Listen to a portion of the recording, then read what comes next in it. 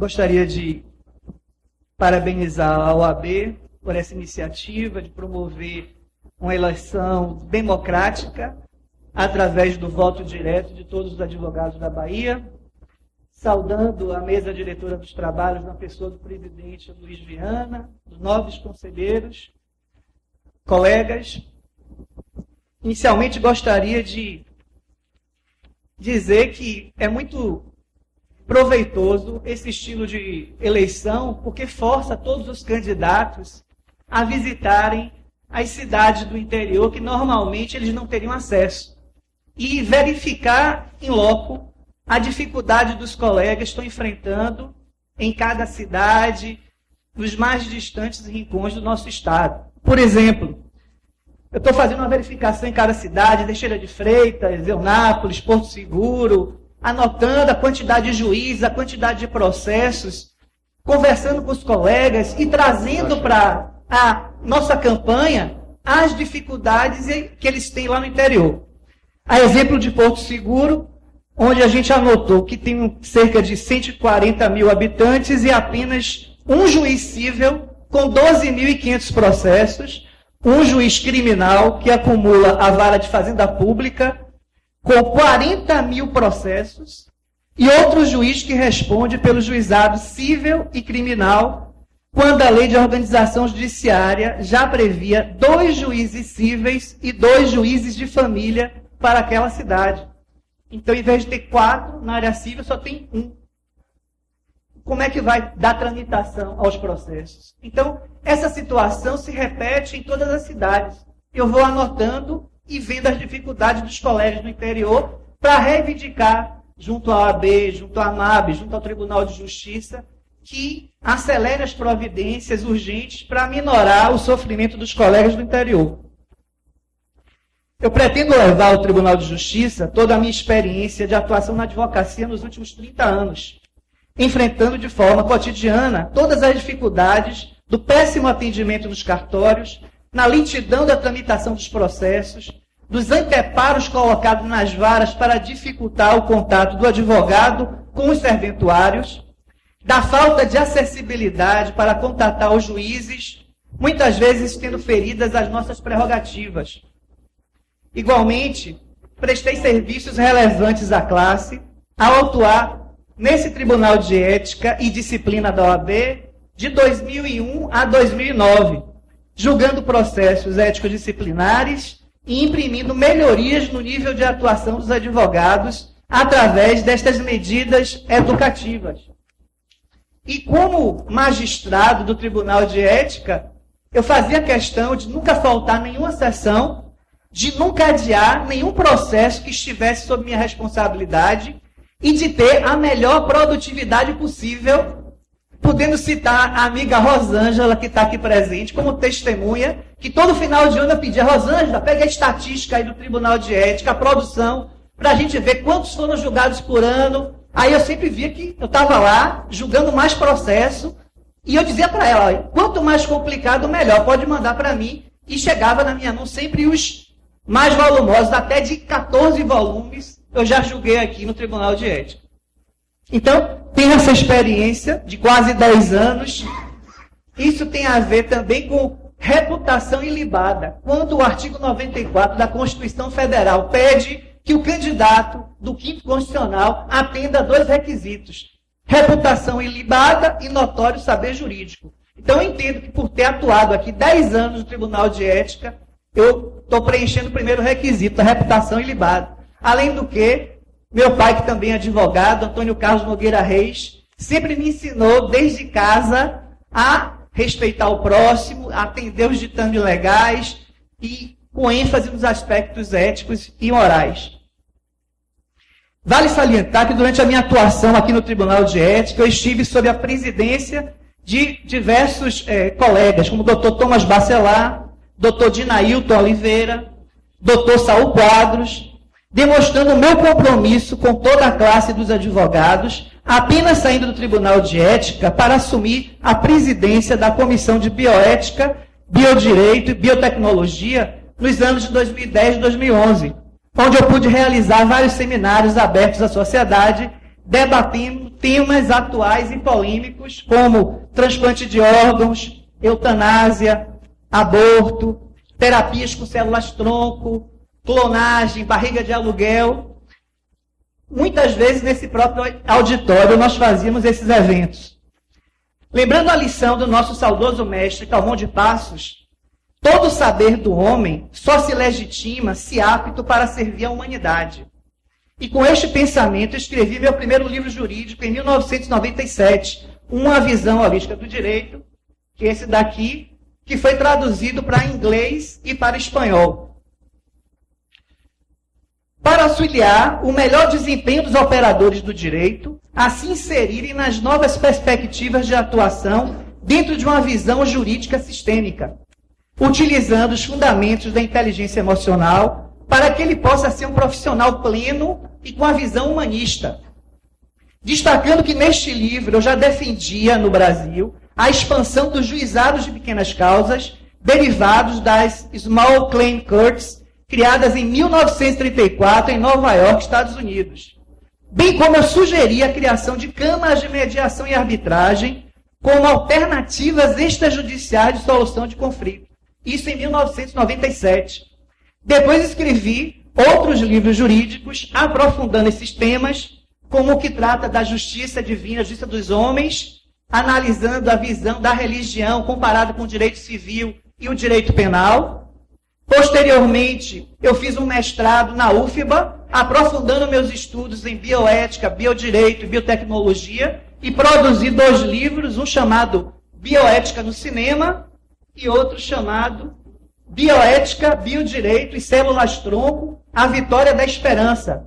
Sendo que nesse segundo livro, que foi a tese do meu mestrado na UFBA, eu estava defendendo a liberação no Brasil das terapias com células-tronco, que seria a fonte de esperança e cura para diversos males que assolam a humanidade, como mal de Parkinson, mal de Alzheimer. E aqui na capa eu botei uma pessoa na cadeira de rodas, na beira da praia, voltando a andar. Por quê? Porque as terapias celulares aqui na Bahia é onde você tem o maior índice de aproveitamento, com o médico Dr. Ricardo Ribeiro dos Santos, que coordena a pesquisa no Hospital São Rafael e no Sara Kubitschek.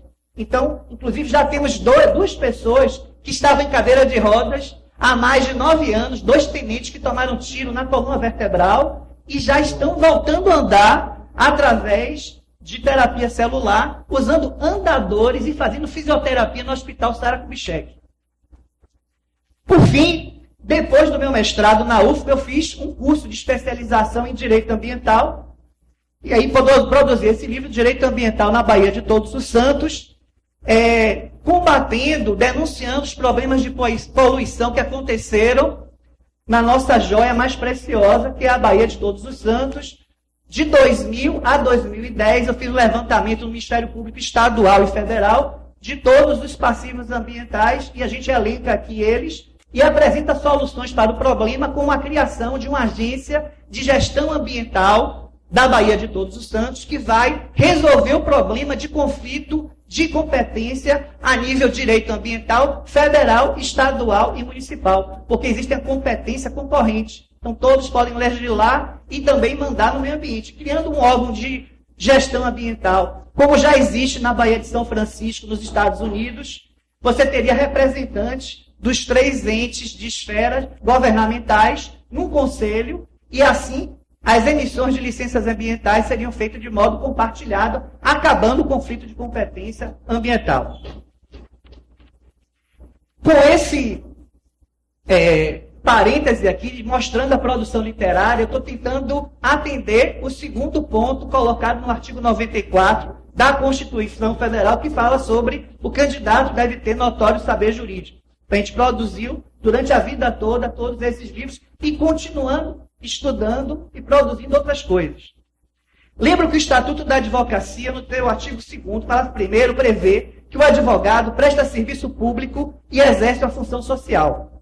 É nessa visão social do direito que eu acredito e venho me empenhando ativamente nos últimos 30 anos, prestando trabalho voluntário em consultorias à constituição de diversas ONGs, organizações não governamentais, que atuam em defesa do meio ambiente, das crianças abandonadas, dos idosos, da saúde, sem cobrar nada, complementando a atuação do governo.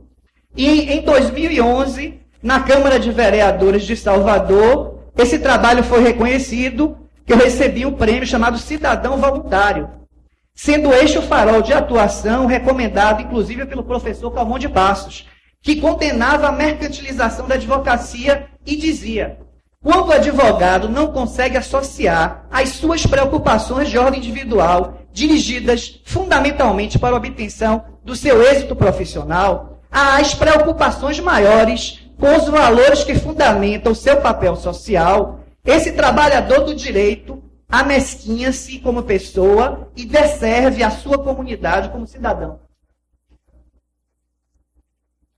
Prezados colegas, eu sempre tive um sonho de ver a nossa justiça estadual funcionando com eficiência, onde o número de juízes, servidores, desembargadores fossem compatíveis com a necessidade da população do nosso estado, onde o processo eletrônico funcionasse de forma unificada, sem burocracias. Um sonho onde o tribunal tivesse recursos financeiros para atender as exigências do Conselho Nacional de Justiça, modernizando suas estruturas e oferecendo uma melhor prestação jurisdicional para toda a sociedade. Assim, convido vocês a compartilhar os meus sonhos e, através dessa eleição de desembargador, escolher um verdadeiro representante da classe, advogado militante há 30 anos, que tem uma história de dedicação à OAB, de vivência ética da advocacia e de atualização acadêmica constante através de estudo, produção de livros jurídicos, pois assim conseguiremos transformar os nossos sonhos em realidade. Algumas propostas objetivas dentro da minha função de desembargador que eu gostaria de apresentar. Primeiro, realização de concursos para juízes serventuários. Em entrevista nos jornais, a destemida ministra Eliana Calmon declarou que somente uma intervenção no tribunal poderia resolver seus problemas de gestão. Entretanto, acredito firmemente que para sairmos da limitação orçamentária do governo da Bahia, de 6% do orçamento para a Justiça Estadual, que dificulta a realização de novos concursos para juízes serventuários, ser possível ampliar o corte de despesas desnecessárias no próprio tribunal, tais como eliminação de supostos funcionários fantasmas, que segundo a imprensa existem, diminuição de salários acima do teto constitucional, combate ao nepotismo, inclusive através de contratação pelo tribunal sem licitação de empresas terceirizadas, cujos sócios sejam parentes de desembargadores ou seus assessores, sugerindo a eliminação dos cargos de motoristas desembargadores, sendo que algumas medidas moralizadoras já vêm sendo praticadas pelo atual presidente desembargador Ezeval Rocha. Dessa forma, sobrariam recursos para aplicação na primeira instância, onde tramitam 90% dos processos para a realização de novos concursos e de investimentos estruturantes, aumentando o número atual de juízes, de desembargadores, serventuários, em quantidade proporcional à população de cerca de 14 milhões de baianos. Segunda proposta, maior respeito às prerrogativas dos advogados, propondo a criação de comissão dentro do âmbito do tribunal para acompanhar processos disciplinares contra juízes que promoverem incidentes de afronta às prerrogativas dos advogados, pois em violação à Constituição Federal, artigo 33, que estão aqui, inclusive nesse cartaz. Meritocracia, estimular o aumento da produtividade dos juízes eventuais da Justiça Estadual, inclusive com a realização de mutirões para audiência de conciliação e através da premiação anual com o 14º salário daqueles cartórios que tiverem mais sentenças produzidas, como já vem sendo feito no Tribunal de Justiça de Sergipe. Descentralização do tribunal, nos termos do artigo 41 da Lei de Organização Judiciária. Para concluir. Concluído, essa é a quarta proposta, falta só a quinta proposta. A quarta é a descentralização do tribunal, com a criação de duas câmaras. Uma Câmara Especial do Tribunal de Justiça no extremo sul da Bahia e outra Câmara no extremo oeste baiano. E a quinta, a suspensão dos prazos e audiências por 30 dias, que seriam as férias dos advogados, de 20 de dezembro a 20 de janeiro, como já é conseguido em outros estados, e como o TRT aqui da Bahia já cedeu, e apenas o Tribunal de Justiça da Bahia ainda não concordou. Agradeço a Vossa Excelência. Vamos fazer agora aqui o sorteio dos...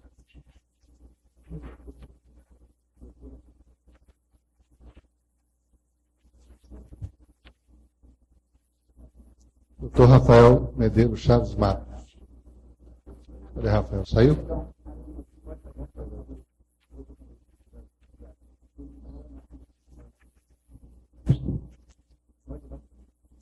Doutora Jaqueline Larcher. O microfone ali para a doutora Jaqueline, por favor. Boa tarde, presidente, toda a mesa composta. Boa tarde, candidato.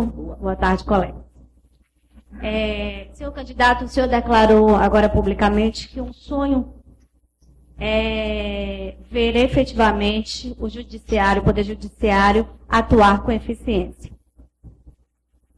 No meu entender, um dos entraves hoje que impede com que o poder judiciário atue com eficiência é a falta de uma corregedoria eficiente, a falta de uma corregedoria ativa, a falta de uma corregedoria que fiscalize o trabalho dos servidores, dos juízes, enfim, de todo o judiciário. Eu pergunto ao senhor, o senhor concorda com essa minha posição? E se o senhor concorda, estando lá no tribunal, qual a sua proposta para a mudança da atuação da Corregedoria do Poder Judiciário? Doutora Jaqueline, obrigado pela sua pergunta. Uma das formas de melhorar a atuação do Tribunal de Justiça realmente é dando maior poder às corregedorias, melhor aparelhamento para que esses juízes corregedores possam verificar em loco as dificuldades que nós estamos vendo durante a campanha em cada cidade, que você não tem um atendimento da quantidade mínima de juízes nas cidades do interior que estão previstas na lei de organização judiciária. E acontecem muitos incidentes, como eu tive a oportunidade de acompanhar, de processos caindo na cabeça de advogados durante a audiência. Eu tirei foto lá em Porto Seguro da situação do fórum, onde você tem 12 mil processos dentro do cartório da vara civil e você não tem local para colocar. Então a mesa de audiência fica no meio e os advogados ficam debaixo de pilhas de processo perto da cabeça deles. E um deles me disse que já caiu aquela pilha de processo porque a prateleira não aguentou o peso e quase caiu na cabeça do advogado, caiu no pé do advogado no meio de audiência. Então, são incidentes que são costumeiramente apresentados e reclamados pela chefia do fórum, pela OAB, por exemplo, de Porto Seguro. Eu participei de uma reunião e o presidente José Arruda Amaral me mostrou ofícios que eles mandaram ao Tribunal de Justiça. O próprio juiz da vara civil apresentou esses ofícios pedindo melhores condições de atuação naquela cidade. Então, esse problema se multiplica em todas as cidades da Bahia, porque você não tem a quantidade necessária. Como resolver isso? Tentando aumentar o nível de concursos para serventuários, para juízes, diminuindo os gastos desnecessários que existem a nível de segunda instância, para que sobrem recursos para a primeira instância, para esses concursos, para a compra de computadores, para a compra de salas, prédios, onde você possa alocar o pessoal que trabalha de uma forma digna, para que eles possam dar celeridade à tramitação dos julgamentos. Então, com certeza, eu no Tribunal de Justiça, eu vou me juntar aos demais membros que vieram do 5º Constitucional. Já temos 4 membros, comigo ou com um dos colegas, vão ser 5. Eu acho que dá para fazer uma bancada de desembargadores advindos da advocacia com um maior poder de pressão dentro do próprio tribunal para fazer com que essas justas reivindicações dos advogados sejam prontamente atendidas. Inclusive, dentro das minhas propostas, eu coloquei aqui a criação de uma comissão para julgar processos advindos contra as prerrogativas dos advogados. Eu agradeço. Vou solicitar mais um conselheiro. Eu já botei de volta. Botei de volta. Doutor Daniel César. Microfone aqui na frente, por favor. Queria parabenizar aqui todos os candidatos ao 5º Constitucional. Acho essa audiência bastante relevante que nós estamos fazendo aqui hoje. Parabenizar a mesa em nome do presidente Luziano e dizer que eu ouvi atentamente, doutor Sérgio, a vossa manifestação, e quero lhe dizer que acho Vossa Excelência um dos melhores candidatos para ocupar essa vaga, porque sei o seu trabalho na advocacia, não desmerecendo os outros, nós temos grandes também outros candidatos, mas Vossa Excelência tocou em 2 pontos que para mim foram fundamentais e que eu aqui estava pensando em, caso fosse sorteado, falar. E Vossa Excelência falou. O primeiro ponto seria a ausência de juiz nas comarcas do interior. Este é um ponto muito grave. Eu penso que, caso o Tribunal de Justiça solucionasse esse problema, eu acho que 50% dos problemas do Tribunal dos Advogados e da sociedade estariam resolvidos. Estivemos no ano passado com o presidente Mário e eu fiz essa pergunta a ele. Por que existiam comarcas há anos sem juízes? E ele realmente respondeu que, face a um problema de resolução, ele não tinha como obrigar os juízes, direcionar os juízes à comarca. O que, ao meu ver, é um absurdo. Porque se não tem uma comarca, se uma comarca não tem um juiz, você tem o delegado de polícia, você tem uma pessoa armada, uma pessoa que manda na cidade, né? Então, por que não alterar ou criar essa resolução interna no Tribunal de Justiça, obrigando o magistrado a ir para aquela comarca? Ele passou no concurso, ou foi indicado pelo 5º, ele sabe a regra do jogo. Então, ele estava dando exemplo, doutor, esse aqui é um juiz, fulano de tal, nós mandamos para a comarca de Paulo Afonso, ele não quis ir. Então eu saí dali abismado, né, com essa situação. Como? Né, eu não entendi aquilo. Como um Tribunal de Justiça não pode direcionar o juiz, o magistrado, à sua comarca. E o segundo ponto, que Vossa Excelência também tocou, de fundamental importância, é a questão do orçamento. É a questão do orçamento destinado à justiça, que, ao meu ver, é realmente, vamos dizer assim, uma falta até de interesse público do governo para com a sua justiça. Então, eu acho que se nós fizéssemos uma luta, tanto a advocacia como os próprios candidatos a desembargadores, nós próprios desembargadores, para tentar modificar esse orçamento, nós teríamos uma justiça muito mais eficiente. Isso não quer dizer que possa ser eficiente, como Vossa Excelência falou, porque temos outros tribunais de justiça com o mesmo orçamento, fazendo um bom trabalho. Então, a pergunta fica para Vossa Excelência, o que Vossa Excelência fará como desembargador do 5º Constitucional nesses pontos, sobre esses aspectos que eu me manifestei. Agradeço a pergunta do conselheiro Daniel Ataíde, e eu tenho certeza de que eu vou fazer o melhor possível para que essas vagas nas cidades mais carentes de juízes sejam ocupadas o mais breve possível, para que a lei de organização judiciária seja atendida.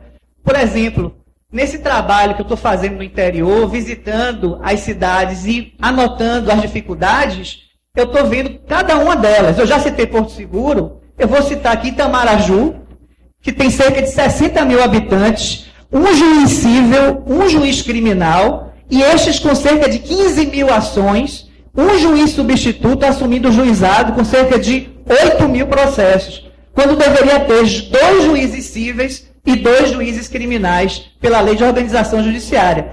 Teixeira de Freitas, outro exemplo, com 150 mil habitantes, tem um juiz criminal, 2 juízes cíveis e nos juizados, sendo que os advogados reivindicam mais um juiz criminal, um juiz para a vara de família e outro para a vara de fazenda pública. Então a gente está levantando em cada cidade a realidade, a dificuldade dos colegas e o que é que a gente pode fazer na prática, chegando ao tribunal, para minorar o sofrimento da classe. Inclusive eu peguei certidões em cada fórum desse, da quantidade absurda de processos para cada juiz, escaneei e mandei para a presidente da AMAB, doutora Marielza Brandão, para ela tomar providências. Aqui tem uma certidão do Fórum de Porto Seguro, tem uma carta do juiz de Porto Seguro para o presidente do Tribunal de Justiça, doutor Ezerval Rocha, denunciando esse tipo de situação que o conselheiro Daniel estava afirmando e pedindo urgentes providências. Também mandei a cópia dessa carta para a presidência da AMAB para ver se, junto ao presidente Ezerval Rocha, ela pode pressionar para que, pelo menos, a lei de organização judiciária seja cumprida no estado da Bahia. Agradeço a Vossa Excelência.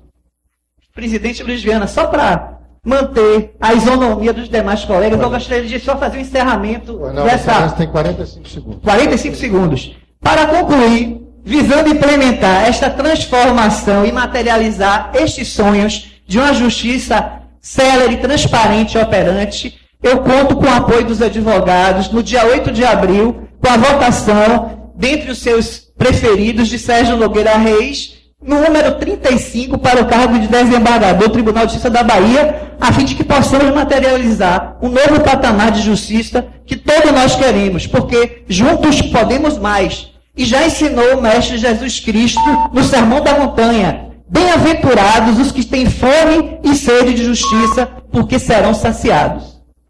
Muito obrigado.